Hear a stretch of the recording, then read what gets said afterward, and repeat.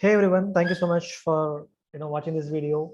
If you're watching this video, please ensure that you have watched a step one video in this series so that you can follow this tutorial along. Okay, so it is out there in the playlist plugin node and setup end to end. Okay, so with this in this video, last video, we just gone through how to set up prerequisite site. In this video, we will just go through how to launch this plugin node. Okay, so basically to launch this plugin node, you need to do some basic updates in the script file, such as you need to understand what all the instructions are available in the script file. For example, here if you look at it, we are exporting a few environment variable, which is very key to the plugin node. We are saying that each chain ID is 50. Basically, it is helping the plugin node to understand we are running against mainnet, XDC mainnet, and we are also giving a WebSocket URL, plugin WebSocket, customized plugin WebSocket, and we are also overriding our PLI contract address, which is our mainnet address. For now, it is TLS port is 0. We'll be enabling SSL in upcoming series. Uh, you know, uh, this one helps you to enable the initiators, which is very important step to bridge a connection between your Oracle contract and plugin node, right? And this one is database URL. If you are change the database password in the previous step, make sure that you are overriding the password here. Try and avoid try to avoid special characters. Sometimes it will give you up some problem, right? So but make sure your password is secure enough. Okay, so for this demo I'm just keeping it very simple so that we can follow along. um, Once this is done, we are profiling this so that it takes that effect.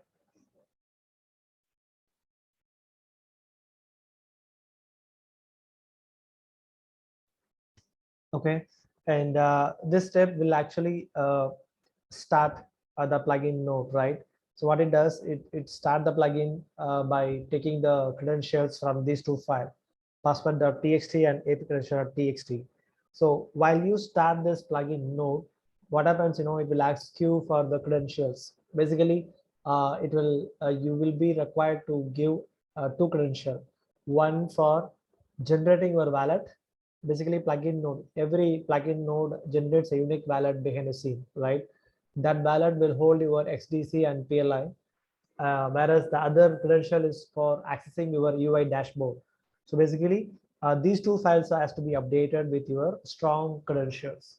Okay, so let me go ahead and show you how to do that.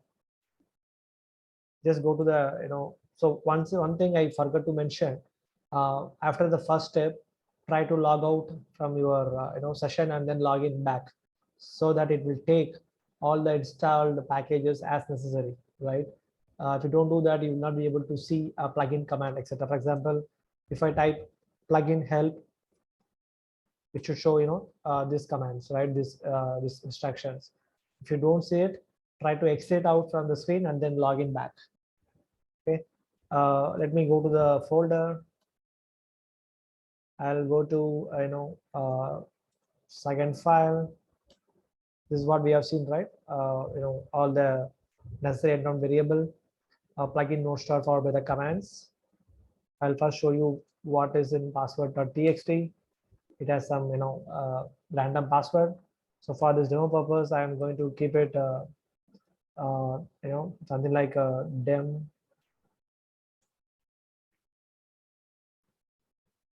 See, we need to make sure the valid credentials, this is the valid credential. It has to follow some standard, right? So if you go to this README, it will show you must be longer than 12 characters, must contain at least 3 characters, 3 lowercase, 3 uppercase, 3 numbers, 3 symbols, right? So I'm going to follow the same. So first 3 is a capital letter, right? And then I would say, I need 3 small letters. MOAX, okay. and then um, I would say three numbers and then three special characters. Okay, so this is my password. Okay, so for ease of review, I would keep both my valid password and then UI password. I mean dashboard password is same, so that I can access it very easily. But it's up to you. You can change your password, okay, and keep it very secure. Once this is done, once the setup is done, you can remove both this file from the server, right? It is not necessary to keep this ap credential.txt and password.txt in your server. You can remove it once setup is done and stuff is going on. Okay, so I would say, I can have my registered email id. For now, I would say I have my personal email id. I can keep some password. I would go with the same password, right? So this is my registered email ID and then my password. The password can be both, and password can be same in both the file. Valid password as well as UI dashboard password. I just changed both, and now all I have to do is just execute it, right? So you have to execute with the command pm2 start followed by the file name, right? Just go ahead and run it. You have to start followed by the file name. So what it does, let's see in the log. To view the log, pm2 logs 0, right? It is executing behind the scene. If you look at it, it is kept running. You can go ahead and view it in the server. So go to your instances,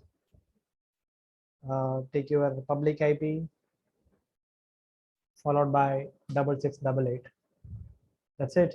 So now if you type, you'll be able to see the UI, right? Give the password I copied in the file, right? I need to give that password to access the account. Okay, email is password is correct. I'll go ahead and copy it again. I can cut, just stop this because I just used the logs, right? So it will not harm you. Just use the password.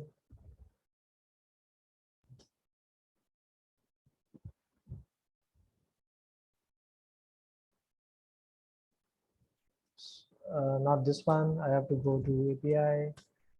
Just copy this.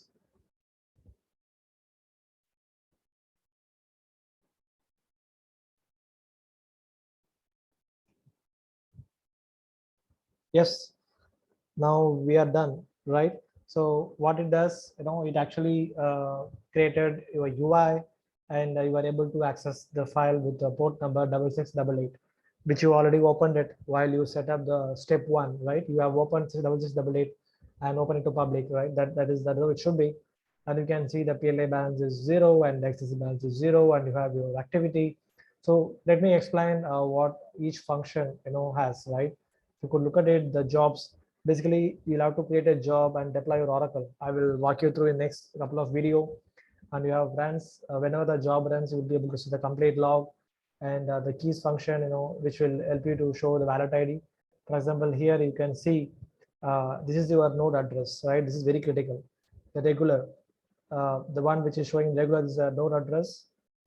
Okay, this node address has to be shared with the node operator platform so that they can approve yours, right?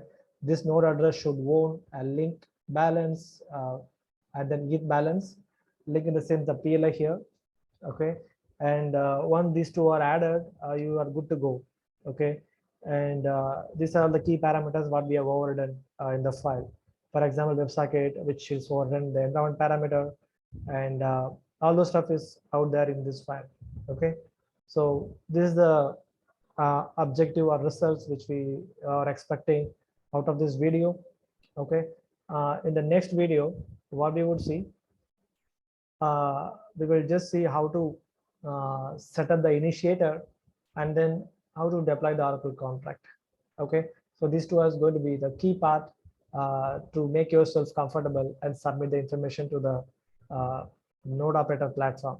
Okay, so if there are any questions with respect to this demo, please put your comments in the comment section. We should be able to answer it appropriately. Okay, thanks once again for watching this video. Bye bye.